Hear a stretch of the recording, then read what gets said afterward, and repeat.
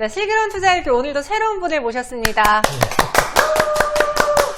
아마 저희 출연자들 중에서 제일 아기가 아닐까. 최근에 MZ 하니까 저희가 진짜로 MZ를 대표할 수 있는, 그리고 또 우리 여의도에서 종횡무진하고 계신 김도윤 애널리스트를 모셨습니다. 반갑습니다. 네, 안녕하세요. 네, 먼저 자기소개 부탁드릴게요.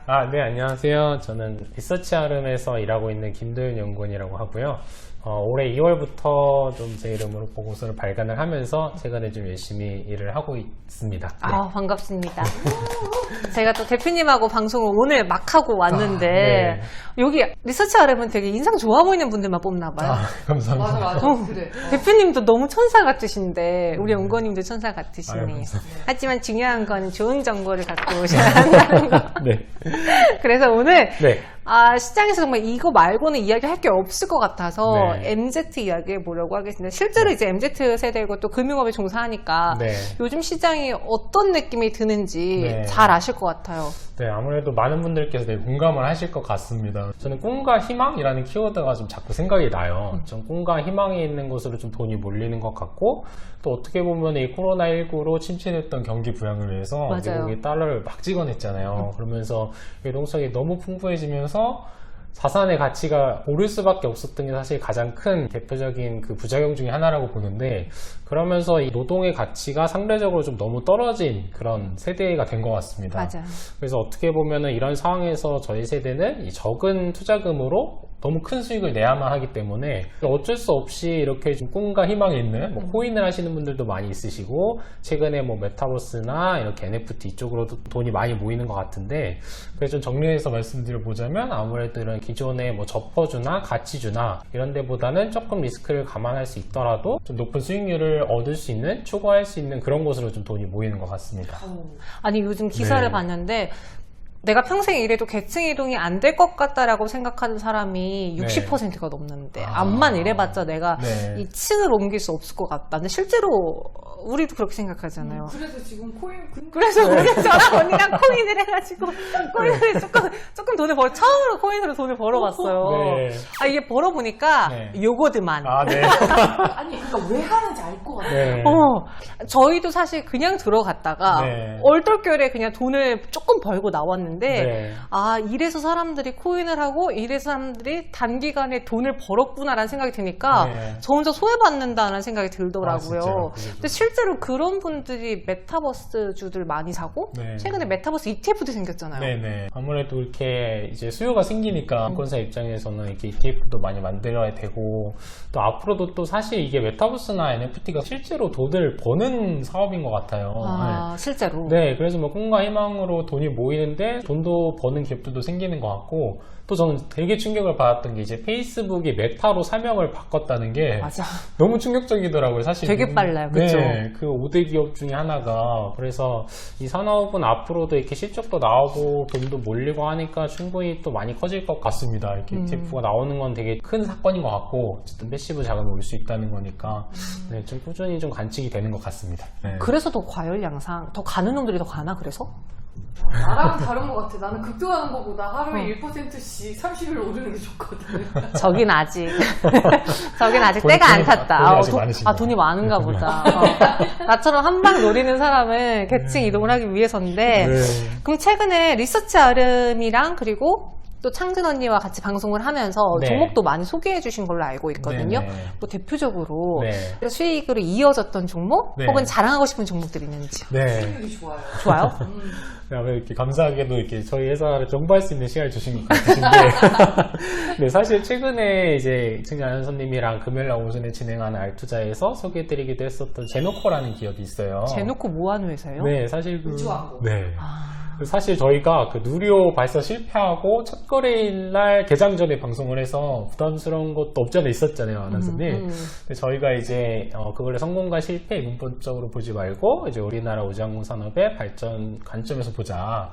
그래서 그날 너무 크게 떨어지면 저점 매수 기회를 좀 활용하자, 이렇게 저희가 말씀을 드렸었는데, 네. 다행히 정말 그날이 가장 저점으로 크게 상승을 했고, 이번에 무상증자라는 이벤트가 좀 발생을 하면서 특히나 좀 주목을 받았던 것 같아요. 특히 제노코라는 기업은 사실 올해 상장을 해서 새내기주구나. 네, 우주항공 섹터 내에서 이제 시장에 좀 알려지지 않았던 기술력 대비 저평가주 이렇게 좀 말씀을 드렸었는데 네. 그런 것보다 저희는 사실 좀 홍보를 너무 하고 싶었던 게 있어요. 저희가 덱스터 혹시 다들 아시죠? 네. 와, 덱스터 모르는 사람이 있어요? 무식한 사람 중에. 최근에 이 메타버스 관련주 수혜주로 너무 부각을 받았는데 너무 올랐어요. 네, 사실 저희가 이거 2월 달에 처음으로 메타버스의 수혜주라고 보고서를 발간을 했었거든요. 아. 그래서 한 7,800원대쯤 발간을 했었는데 뒤늦게 이제 주목을 받고 이렇게 되면서 저희는 너무 억울한 게 2월 달부터 메타버스라는 그 키워드 보고서를 발간을 했는데 좀 억울한 게 뒤늦게 또 막 다 내가 했다 네, 이러니까. 약간 좀 부각을 받으니까 그러고 또 이제 4월 달에는 위메이드하고 서울옥션 되게 핫하잖아요. 여기 요즘. 탔자네. 네. 네, 아. 저희가 4월 달에 NFT 시장이 열리면서 주목을 받아야 되는 기업도 소개해 드렸었는데, 그래서 결론적으로 좀 드리고 싶은 말씀 저희가 정말 열심히 하니까 또 저희가 월회비가 굉장히 저렴하거든요. 네. 그래서 저희 리서치 아름에도 많이 좀 관심 가져주시면.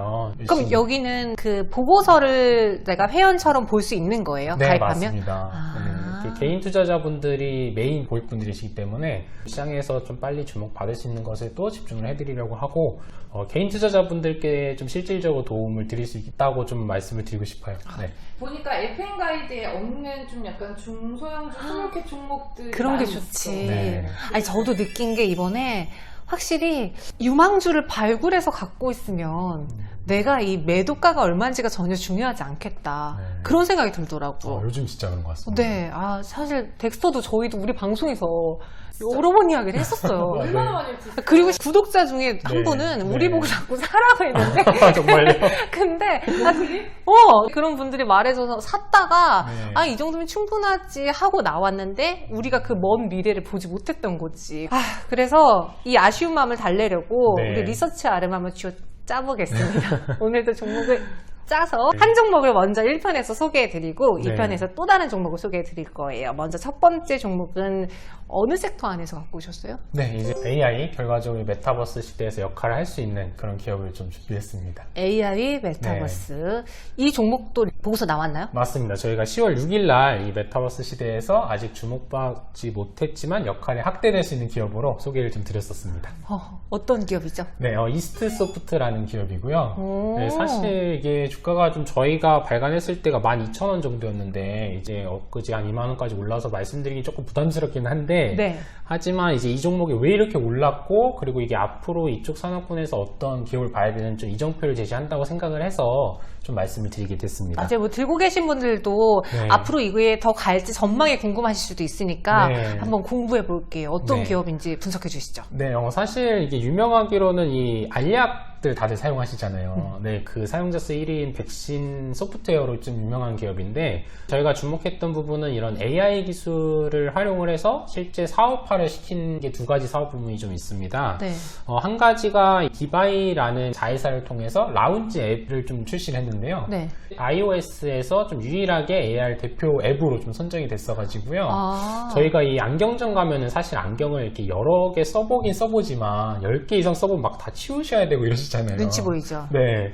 한 4,000개 이상을 저희가 실제 사진을 찍는 것처럼 이제 카메라로 AR 기술을 하면은 착용한 그 탁샷을 보여줘가지고 네, 테를 좀 구매할 수 있게 하는 그런 서비스를 또 제공을 하고 있고요. 안경에만 국한되어 있어요? 네, 지금은 안경화면 돼 있고 저도 좀 그 말씀을 드렸었는데 신발이나 이리로 하면 더 좋아지지 않을까. 전 신발. 네.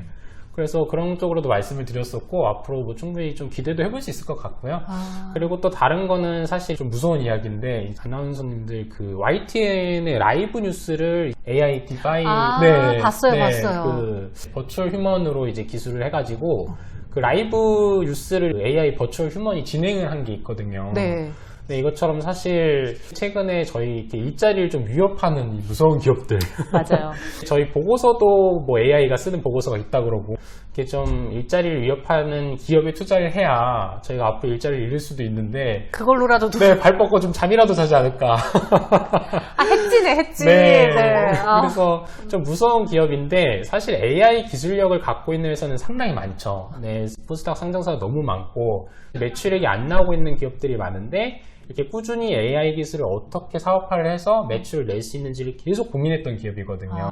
그래서 이런 부분들이 앞으로도 포럼 같은 걸 통해서 메타버스에서 이 AI 기술이 어떤 인터페이스 역할을 할지에 대한 고민을 계속해서 메타버스 시대가 왔을 때 갖고 있는 기술력으로 어떻게 좀 시장에 진입을 할지를 고민을 하고 있기 때문에 어떻게 될지 몰라요. 어떤 기술이 나오고 어떤 사업을 진행할지 모르지만 앞으로 이런 부분에서 계속 부각되지 않을까 이렇게 좀 말씀을 드려볼 수 있을 것 같습니다. 그럼 이 회사가 자체 갖고 있는 기술력으로 네. 다른 회사들과 손잡을 수 있는 확률도 더 커지겠네요? 네, 맞습니다. 뭐 대표적으로는 교육업체들이 있을 것 같아요. 이렇게 인강 같은 거 찍을 때 사실 스타 강사님들 몸값이 너무 비싸잖아요. 맞아.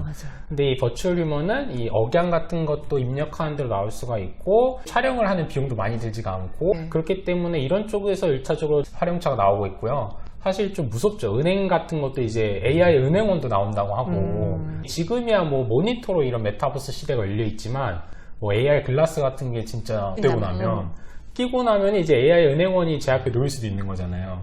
그래서 이런 시대에서 정말 이런 기업을 수익률과 상관없이 하나 정도는 투자를 해놔야 좀 마음이 놓이더라고요. 네.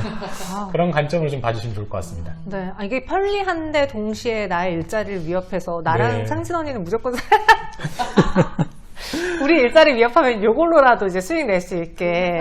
대주주가 되어보자. 그럼 지금 가격이 좀 많이 올라와 있는 상황이잖아요. 네, 좀 애초에 올라왔습니다. 처음 봤을 때 이제 가치 평가 이런 걸 해봤을 때 네. 어느 정도로 좀 보고 계셨어요? 네, 일단 1차적으로는 이 버추얼 휴먼 기술만 가지고 시가총액 2천억 원대까지는 무난하지 않을까 이렇게 좀 말씀을 드렸었는데요. 지금 딱 2천억 원대 와 있기는 한데요. 네. 해당 기업 말씀드렸다시피 뭐 백신 소프트웨어나 뭐 게임 사업도 영위를 하고 있고요. 상장사 중에 그 줌인터넷 자회사로 두고 있기도 하고요.